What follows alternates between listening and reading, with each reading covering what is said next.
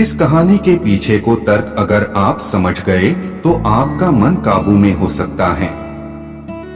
पहली बार जब इस कहानी को मैंने पढ़ा तो मुझे इसका तर्क समझ नहीं आया, लेकिन इसका भाव प्रेरणादायी है।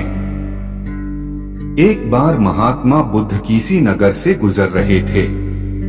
बुद्ध की नजर एक कपड़े के व्यापारी पर पड़ी जो दुखी और हताश दिखाई दे रहा था।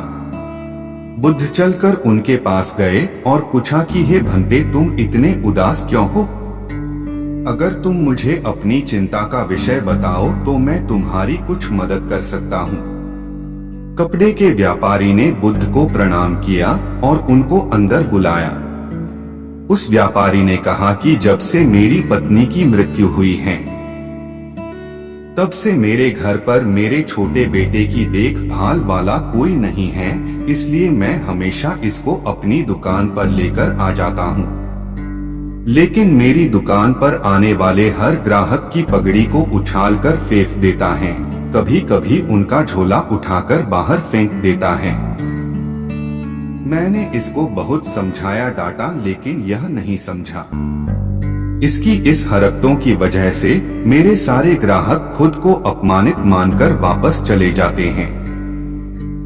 बुद्ध बोले, मैं तुम्हारी सहायता कर सकता हूँ, पर तुम मुझे वचन दो कि मैं जो भी करूँगा तुम उसमें दखलंदाजी नहीं करोगे, ना ही कोई प्रश्न करोगे।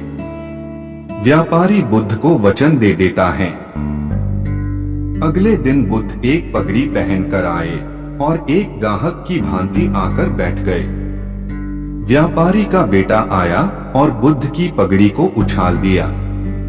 महात्मा बुद्ध मुस्कुराए और कहा, बहुत अच्छा, जाओ उस पगड़ी को वापस लेकर आओ। वह बच्चा दौड़कर गया और पगड़ी लाकर बुद्ध को दे दी। अगले दिन बुद्ध एक कुल्हाड़ी और एक लकड़ी लेकर आए। उस लड़के ने फिर से उस पगड़ी को उछाल दी। बुद्ध ने उस लड़के को कुल्हाड़ी और लकड़ी दे दी और कहा, जाओ इस लकड़ी को काटो।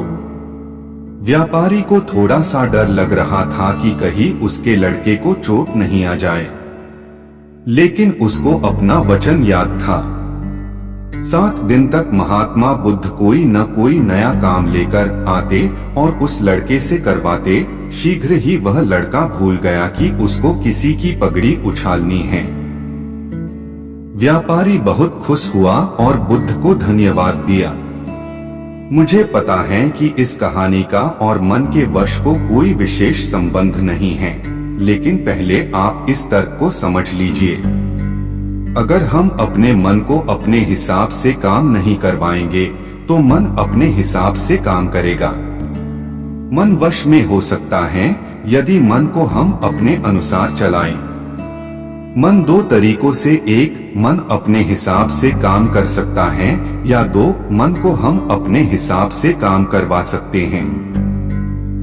बुद्ध से मिलने से पहले उस लड़के का मन और दिमाग अपने हिसाब अनियंत्रित रूप से काम कर रहा था, लेकिन बुद्ध ने उस लड़के को अपने अनुसार काम करवाए, जिससे उसकी आदत ही बदल गई।